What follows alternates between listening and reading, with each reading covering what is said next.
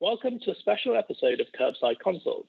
My name is Dr. Ken Wu, one of the 2019 to 2020 NEJM editorial fellows. In today's episode, we'll be interviewing Dr. Elissa Falconer, who's the team leader of the winning project for this year's NEJM Resident 360 Quality Improvement Challenge. Now, back in February 2020, NEJM Resident 360 launched the inaugural NEJM Resident 360 Quality Improvement Challenge. We wanted to provide a platform for residents around the world to share their work in quality improvement with a global audience and an opportunity for these projects to be reviewed by leaders in the quality improvement community and compete for top prizes. To find out more about the background behind creating the challenge and quality improvement itself, please listen to our previous episode of Curbside Consults on the QI Challenge. The challenge opened for registration in March, and over 100 teams registered to compete in the challenge. Now, as I'm sure most of you are aware, this came at an especially difficult and busy time for the medical community due to the COVID-19 pandemic. Despite this, there was huge engagement with the QI Challenge. Out of the 63 teams that progressed through the qualifying round, 59 teams submitted posters based on their QI project. All of these posters are displayed on the QI Challenge website, with some posters receiving over 10,000 views to date. And the website itself has also received over 35,000 views to date. The overall winner of the challenge was a project titled Standardizing Discharge Opioid Prescriptions to Improve Patient Safety, VA General Surgery Pilot, from the Atlanta VA Healthcare System and Emory University. The team was led by Dr. Elissa Falconer, who is a general surgery resident, and we are delighted to have Dr. Falconer with us today. Welcome, Dr. Falconer. Thank you, Dr. Wu, for that introduction and for having me on the podcast. I'm excited to be here. We are excited to have you. And firstly, congratulations for winning the challenge. Now, I know it's been some time since we announced the winner, but how does it feel to have won? It feels extremely rewarding to have won the challenge. We have devoted a lot of time and effort to this project, so to be acknowledged at such a respectable level by NEJM Resident 360 and a reputable panel of judges has been an honor. By winning it, it's generated a lot of new discussion and energy around our project. So to start off with, how did you hear about the challenge and what made you enter it? As you mentioned earlier, I'm a general surgery resident at Emory University, and I am currently out on my second year of research sabbatical. I'm completing a fellowship at our Atlanta VA called the VA Quality Scholars Fellowship. This is a national program that focuses on building leaders and scholars within healthcare. Through our network, I heard about the challenge. My focus is on quality improvement work, and at the time I learned about the challenge, I felt strongly that this project was in a position to be shared. Okay, that sounds like a very exciting fellowship and a great opportunity. Now let's move on to discussing your project, which is about opioid prescriptions in general surgery. For those of you who want to check out the poster, please visit the QI Challenge website for an in-depth look. Now, Elissa, can you give us a brief summary about your project? Of course. At our local institution, we did not have any recommendations for discharge opioids after commonly performed procedures. We started a pilot within general surgery by reviewing available literature and coming to a consensus on recommendations for discharge opioids after commonly performed procedures at our institution as an interdisciplinary team. We rolled out these recommendations in a series of change cycles. Now, opioid use is a major topic and issue in healthcare, especially in the United States. What made you choose this area to focus on? And how do you think your work fits into the wider picture of the current opioid epidemic in the US? Opioids is definitely a hot topic right now. And I think it's called upon each of us as healthcare providers to reassess our contribution to the problem. As a general surgery resident, I have personal experience with prescribing opioids after procedures and realized in our day-to-day routine how rarely we assess our prescribing patterns. This is what sparked my interest into looking at how surgeons may be contributing to this problem. What I found was that one of the most common adverse events after surgery is a patient's risk of becoming a chronic opioid user, and that we create a large potential diversion of opioids into our community.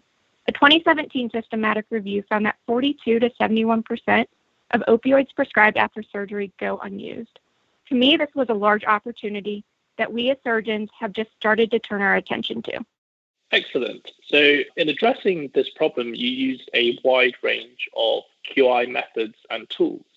And from reading the judges' comments on your poster, many commended your use of such a wide range. Can you tell us a bit more about these QI methods and why you chose them in particular? Yes, I used the model for improvement for my project framework and then selected a robust set of QI tools for my project. It's very easy to get into the mindset of just doing when it comes to quality improvement work. To move QI work along as a rigorous field, we really need to use frameworks, theories, methods, and tools. From my fellowship, I've had experience with these QI tools, and when selecting them, I wanted to use tools that would push me to learn knowledge beyond my scope of what I thought I understood as a general surgery resident. It helps you think about your project more holistically instead of having blinders on from your point of view, like process mapping, cause and effect diagrams, and stakeholder interviews. Now, you mentioned process mapping, and I wanted to highlight a particular aspect of your poster. Although at an initial glance, your process map looks very complex, but taking a closer look, it's actually quite straightforward to follow and very effective at identifying areas of opportunity. The process map was also praised by the judges. What advice do you have for creating a process map that is easy to follow and effective at identifying areas of opportunity?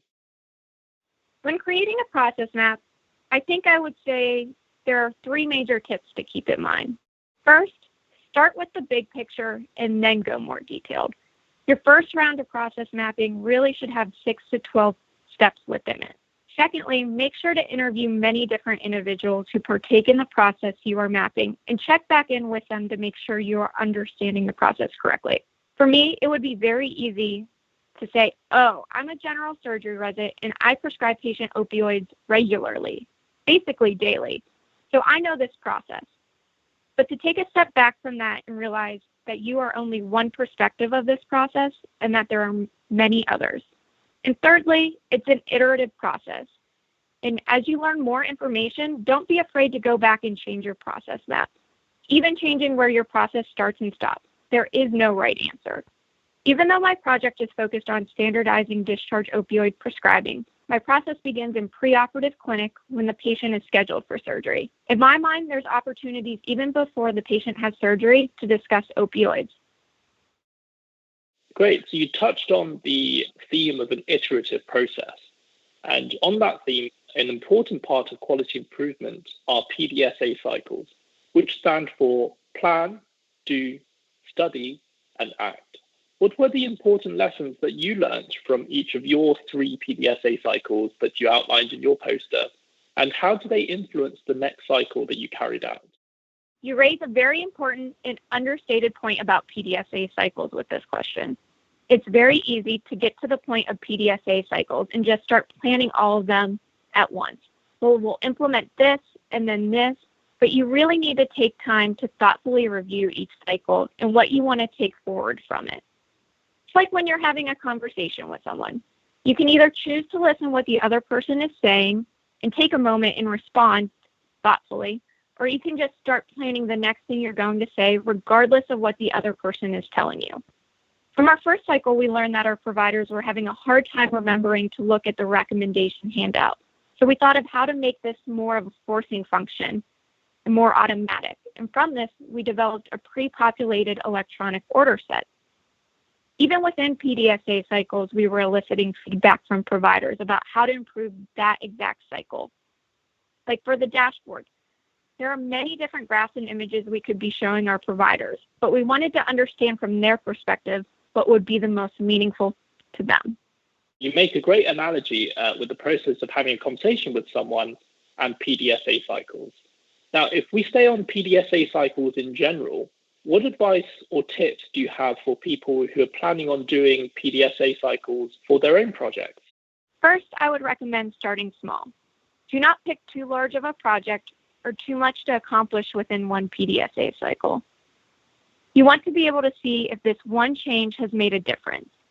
If you're doing too much at once, you will never be able to point your finger and say, this is the change that led to a different outcome. Secondly, although we like to envision that every change leads to an improvement, realistically, it may not. And even if your PDSA cycle is not going as planned, don't let that paralyze you. It's an opportunity to learn from what doesn't work or to clarify for your next PDSA cycle. As the saying goes, failures and learning opportunities are the same thing. It's just a frame of mind, and this holds true with regards to PDSA cycles. Okay, so let's move on to discussing a bit more about your results.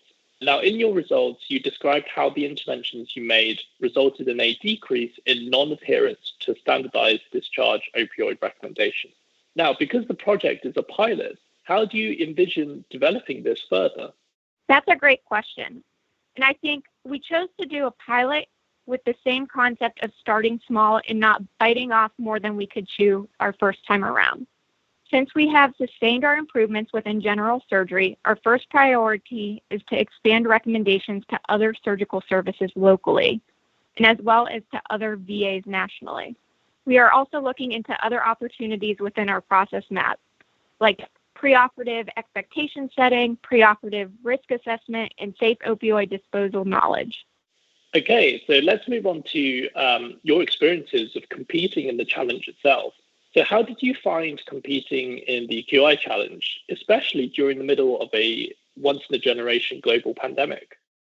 The challenge opened just as we were preparing for the pandemic to really hit within the U.S. And I remember submitting my poster early March. By the end of March, I remember receiving notifications for upcoming conferences being canceled, rescheduled, or moved to virtual, which was just a bummer. So to receive an email that the challenge was going to continue as planned was exciting and nice to have something that reminded me of the old normal and grounded me during these times of uncertainty. Absolutely. And just for you, so what are some of the highlights of competing in the challenge? Apart from winning it, of course.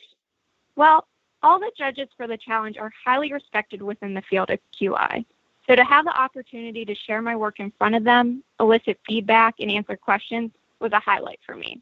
It also created a unique opportunity for me to really get out there and share the work I've been doing with a sense of urgency to draw attention to the challenge website and my poster. Now, as part of your prize for winning the challenge, you were invited to write about your project for NEJM Catalyst.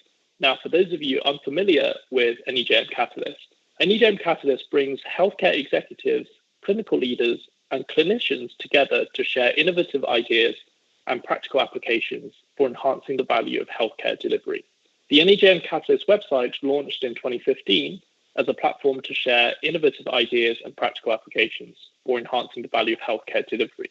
A new peer-reviewed journal called NEJM Catalyst Innovations in Care Delivery launched in 2020, focusing on the latest innovations, big ideas, and practical solutions for healthcare delivery transformation. So, Elissa, what has been your experience so far working with the NEJM Catalyst team? The team has been great. I've recently spoken to Dr. Mota, the journal's executive editor and one of the judges.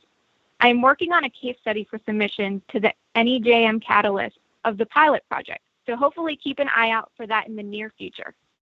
Absolutely. And we all look forward to reading more about your project and any future projects that you're working on. Now, congratulations once again for winning, and it's been an absolute pleasure to have you with us today. Thank you, Dr. Wu, and the team here at Curbside Consults for having me here today. I've had a great time discussing our project and my experience with the challenge.